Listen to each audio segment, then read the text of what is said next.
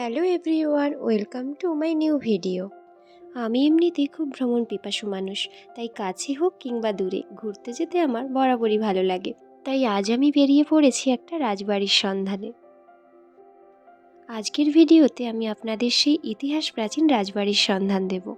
মহিষাদল রাজবাড়ি আসতে গেলে আপনাদের হলদিয়াগামী যে কোনো লোকাল ট্রেন ধরে সতীশ সামন্ত হল এই স্টেশনটিতে নামতে হবে।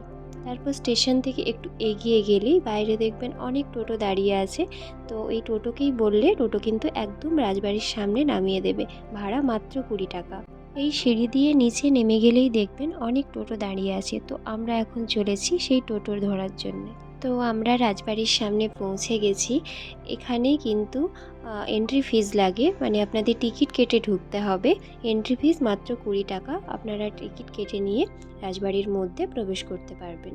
আপনারা যদি এখানে এক রাত্রি থেকে যেতে চান সেটারও কিন্তু ব্যবস্থা আছে। এখানকার গেস্ট রুমে থাকার কিন্তু সুব্যবস্থা আছে।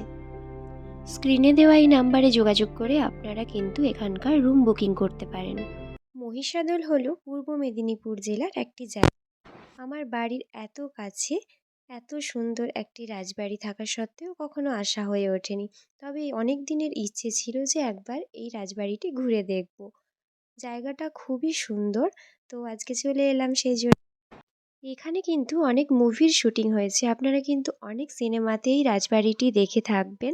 যেমন আমার খুব পছন্দের একটি মুভি কোয়েল মল্লিক অভিনীত অরুন্ধতী, এছাড়াও বাচ্চা শ্বশুর, 100% লাভ, এই মুভিগুলোর শুটিং কিন্তু এই রাজবাড়িতে হয়েছে। তো আমরা এখন রাজবাড়ির মধ্যে এসে গেছি। তো এখানে এসে প্রথমেই যে জিনিসটা আমার খুব নজর কেড়েছে সেটা হলো এই পালকিটি। এটি প্রাচীনকালে রাজাদের পালকি। তো পালকিটি খুব সুন্দরভাবে এখানে সাজানো রয়েছে। তো আমি তো এই পালকির সামনে কয়েকটা ছবিও তুলে নিলাম। এখানে কিন্তু সব জায়গায় ভিডিও করা বা ছবি তোলার অনুমতি নেই। তো যেটুকু জায়গাতে ওনারা অনুমতি দিয়েছেন আমি সেইটুকু জায়গা আপনাদের সামনে তুলে ধরার চেষ্টা করছি। এখানে 8টি কক্ষ রয়েছে। কক্ষের মধ্যে কিন্তু ছবি তোলা বা ভিডিও করার কোনো অনুমতি নেই। রাজবাড়িতে ঢোকার মুখেই দেখবেন এরকম একটা সুন্দর জায়গা রয়েছে। তারপর আমরা এক এক করে কক্ষগুলো দেখে নিলাম। যেমন একটা কক্ষ রয়েছে শিকার কক্ষ, যেখানে প্রাচীনকালে রাজারা যা শিকার করতেন তার কিছু নমুনা সেখানে রাখা আছে। যেমন হরিণের ছাল, বাঘের ছাল।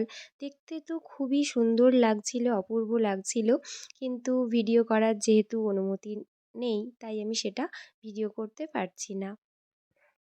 তারপর যেমন আরেকটি কক্ষ রয়েছে শয়নকক্ষ, মানে যেখানে আহ, খাট, সোফা, এই সমস্ত জিনিসপত্র রয়েছে। এছাড়াও বিভিন্ন বাদ্যযন্ত্র রয়েছে, যেমন হারমোনিয়াম, তবলা, তানপুরা, পিয়ানো। মানে ভীষণ সুন্দর সাজানো গোছানো কক্ষগুলো। দেখে তো আমার খুব ভালো লাগলো। এছাড়াও রয়েছে একটা খেলার ঘর, মানে খেলার সমস্ত সরঞ্জাম সেই ঘরে রয়েছে। আরেকটি কক্ষ রয়েছে পুস্তক কক্ষ, যেখানে অনেক রকমের বই রয়েছে। তো আমরা কিন্তু সবগুলো ঘুরে ঘুরে দেখে নিয়েছি। আর রাজবাড়ির ওপরে ওঠার পারমিশন ছিল না, মানে দোতলায় ওঠার পারমিশন ছিল না, কারণ এই সময় রেনোভেশনের কাজ হচ্ছিল, তাই ওনারা ওপরে আমাদের উঠতে দেননি। তো আমরা এই নিচেই ঘুরে ঘুরে 8টি কক্ষ দেখে নিলাম। তো আমার তো ভীষণ ভালো লেগেছে, খুবই ভালো লেগেছে। আর এটি হলো রাজবাড়ির মন্দির। এটি রাজবাড়ি থেকে একটু দূরে পুরনো রাজবাড়ির কাছে রয়েছে। তো আমরা এই মন্দিরটিও ঘুরে দেখে নিলাম। মন্দিরের গেট কিন্তু খোলাই ছিল, কিন্তু আমরা ভেতরে ঢুকলাম না।